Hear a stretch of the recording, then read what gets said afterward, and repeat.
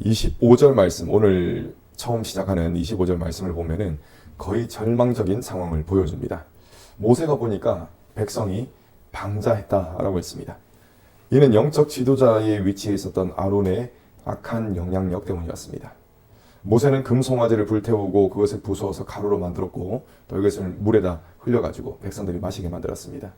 우리가 이 글로 보니까 이것이 그냥 자연스럽게 그렇게 다 이루어진 것처럼 느껴지지 않습니까? 그런데 백성이 어떻게 행했다고 했습니까? 방자히 행했다라고 했습니다. 그러니까 백성들이 이에 순응하지 않고 거의 폭동 수준의 반란을 일으키려고 했던 그 모습이 지금 오늘 말씀의 모습입니다.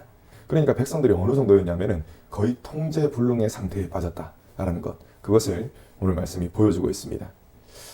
이와 같은 긴박한 상황 가운데 모세는 그야말로 극약 처방을 내립니다. 모세가 이렇게 크게 소리를 지릅니다. 여호와의 편에 선 사람들은 다 내 앞으로 모이십시오. 이렇게 소리를 질렀습니다. 그런데 여러분, 어떤 사람들만 왔습니까? 다른 사람들은 뭐 물뚱물뚱 보든지 아니면 나는 끝까지 모세와 하나님을 대적하겠다 이런 위치에 있는 사람들이 대부분이었고, 오직 레위 지파 사람들만 모세 앞으로 모이게 됩니다. 여러분, 이것은 레위 지파 사람들을 제외한 대부분의 사람들이 그냥 하나님을 대적하는 위치에 있다는 겁니다. 아니면은 나는 모르겠다, 이 회색 지대 있지 않습니까? 이것도 아니고 저것도 아니고 머뭇머뭇거리는 사람들, 그런 사람들이 대부분이었다, 이렇게 볼 수가 있습니다. 자, 이것은 단순한 거부가 아니라 회개할 수 있는 마지막 기회까지도 그냥 걷어차버렸다는 것을 보여주는 것입니다. 모세는 언약을 깨트려버린 이 책임을 지도록 만듭니다. 징벌을 시행하는 것이죠. 그에게 나온 레위인들에게 이렇게 명령드립니다. 허리에 칼을 차고 이스라엘 진영 이쪽 끝에서 저쪽 끝으로 이동을 하면서 각 사람이, 그러니까 레위 사람들, 너희가 형제와 친구와 이웃을 치라, 이런 명령을 했습니다.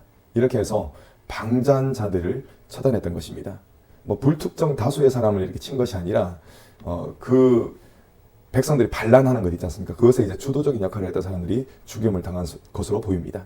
그래서 이날에 죽임을 당한 자의 수가 약 3,000명 가량이다, 이렇게 성경은 증언하고 있습니다. 인간적으로 볼 때 이 죽임을 당하는 것은 정말 안타까운 일입니다. 근데 이러한 사람들, 죽임을 당했던 사람들은 어떤 사람들이었느냐? 기본적으로 하나님을 경멸하는 사람들이었고, 또 다른 사람들로 하여금 하나님을 경멸하도록 계속 만드는, 부추겨가지고 하나님을 숭배하는 것이 아니라 하나님을 숭배하려고 하면 붙들어가지고 우상 숭배하도록 만드는 이런 악한 영향력을 끼쳤던 자들이 죽임을 당했던 사람들이었습니다. 사도 바울은 이 디모데 후서 2장에서 세상적인 것들을 이야기하는 그런 자들을 피하라 라고 이야기했습니다. 자, 이 이야기들은 하나님으로부터 점점 더 멀어지도록 만드는 이야기라고 했습니다. 그리고 이 이야기를 퍼뜨리는 사람을 아예 구체적으로 이름을 말해가지고 지목해가지고 서신에 남겨놨습니다. 여러분, 이것은 요즘 뭐 인권을 많이 중시하지 않습니까? 물론 인권이 중요하기는 합니다. 근데 인권을 중시하는 이 사회에서는 야, 인격을 살인하는 것이다, 이렇게 할 정도로 이름을 떡하니 실어놨습니다. 후메네오와 빌레도, 이 사람들은 악성 종양과 같은 사람이다. 바울이 이렇게 이야기했습니다. 정확하게. 여러분, 악성 종양이 무엇입니까? 쉽게 말해서 암입니다. 암. 이 암적인 존재가 후메네오와 빌레도다, 이렇게 아예 그냥 떡하고 이름을 실어놨습니다. 여러분, 그런데 그것이 사실인 것을 어떻게 합니까? 암적인 존재가 사실인 것을 어떻게 합니까? 예수 그리스도를 믿는 사람들을 막 붙들어가지고 다른 것을 막 의지하도록 만드니까 이것이 암적인 존재라는 것입니다. 여러분, 암은 어떻게 됩니까? 그냥 두면은 정상세포까지 막 잠식해버립니다. 그래서 다 죽도록 만드는 것이 암세포인 것입니다. 하나님을 경멸하는 사람들도 이와 같은 영향력, 악한 영향력을 끼칩니다. 그래서 자신만 죽는 것이 아니라 온 공동체가 다 함께 죽도록 만드는 그런 영향력을 끼치게 된다는 것입니다. 그렇기 때문에 모세는 이 이스라엘 공동체 전체를 살리고자 하는 그런 목적으로 이러한 극약 처방을 내리는 것입니다. 여러분, 극약 처방이 뭡니까? 먹으면 죽는 이 독을 가지고 그것을 가지고 낫게 하고자 하는 그것을 극약 처방이라는 것이라고 부릅니다. 모세가 정말 그런 처방을 내렸습니다. 그리고 모세는 동족을 죽이는 것이 정말 너무나 괴롭지 않습니까? 그런 괴로움이 있음에도 불구하고 그 괴로운 일들을 했던 레위 사람들, 그 사람들을 축복합니다. 그 사람들이 하나님 편에 섰다. 그리고 그 사람들이 축복을 받을 것이다. 여러분, 하나님을 경외하지 않는 자들은 이 부분을 똑대다가 어떻게 이야기를 하느냐? 모세가 동족을 죽이라고 했지 않습니까? 그래서 이 부분만 똑대가지고 모세는 대학살자다, 잔인한 사람이다, 피도 눈물도 없는 사람이다, 그렇게 또 이야기를 합니다.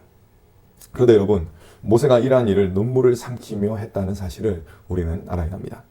이후 모세는 백성들의 속죄를 위해서 시내산 정상에 올라가게 됩니다. 이제 올라가는 것을 셈을 해보면은 6번째 올라가는 그런 이제 모세를 우리가 오늘 말씀을 통해서 볼 수가 있습니다. 여러분, 이 장면에서 모세의 진짜 마음을 알 수가 있는 것입니다. 모세는 백성들의 속죄를 위해서 지금 산으로 올라갑니다. 그런데 백성들의 죄를 하나님께서 사해 주실지 확신이 서지 않습니다. 왜냐하면은 지금 눈으로 봤지 않습니까? 백성들 전반적인 상태가 지금 완전 타락해 있습니다. 완전히 썩어 있습니다. 그래서 이 조마조마한 심정을 가지고, 이 졸이는 심정을 가지고 지금 하나님 앞에 나아간 것입니다. 그래도 백성들을 사랑하는 마음이 아주 크기 때문에 이 마음을 가지고 하나님 앞에 나아가서 백성들의 죄를 회개합니다. 마치 자신이 죄를 지은 것처럼 그렇게 회개를 하고 있습니다. 여러분, 모세의 기도는 그냥 잘못했습니다, 용서해 주세요, 이 선에서 끝나지 않습니다. 자, 우리 32절 말씀 함께 읽겠습니다. 시작. 그러나 이제 그들의 죄를 사하시옵소서. 그렇지 아니하면 원하건대 주께서 기록하신 책에서 내 이름을 지워버려 주옵소서. 아멘. 여러분, 전쟁을 하다 보면은 예전에 전투를 할 때 군대의 대열을 이렇게 벌이는 것을 진을 친다 그렇게 하거든요. 근데 이 물을 등 뒤에 두고 진을 치는 것을 배수의 진이라고 합니다. 배수의 진. 이거는 뒤에 물이 있기 때문에 더 이상 물러날 수가 없다는 것이거든요. 그러니까 물러나지 않고 끝까지 싸워서 이기겠다라고 의지를 불태우는 그러한 것을 이제 배수의 진을 쳤다, 이렇게 이야기를 합니다. 여러분, 그야말로 모세는 지금 배수의 진을 친 기도를 하고 있습니다. 하나님께서 내 백성을 용서하시지 않으시면은 차라리 나의 이름을 하나님 생명책에서 지워버려 주시옵소서. 이처럼 배수의 진을 치는 기도를 하고 있는 것입니다. 여러분, 이것은 백성을 진심으로 사랑하지 않으면 절대 할 수 없는 그런 고백입니다. 그리고 이 모세의 모습을 딱 보면은 그 앞전에 보였던 이 아론도 지도자지 않습니까? 아론이 보였던 이 모습하고는 정반대의 모습을 보이고 있습니다. 아론은 어떻게 했습니까?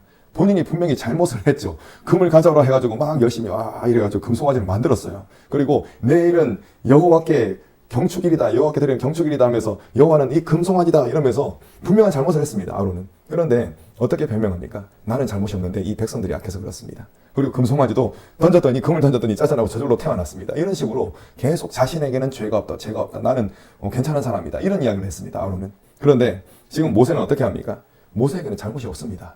그런데 그럼에도 불구하고 백성들의 죄를 떠안으려고 하고 있는 것입니다. 여러분, 모세는 자신도 이스라엘 백성 중 한 사람이며 따라서 운명을 함께 해야 하는 존재라는 것을 잘 알고 있었기 때문에 이런 요청을 했을 것입니다. 또한 여호와 하나님과 이스라엘 백성 사이에 맺어진 언약이 깨진 것과 또 관계가 깨진 것에 대한 중재자로서의 책임이 나에게, 즉 모세에게 있다는 것, 그것을 알기 때문에 또 책임감이 있기 때문에 이런 요청을 했던 것입니다.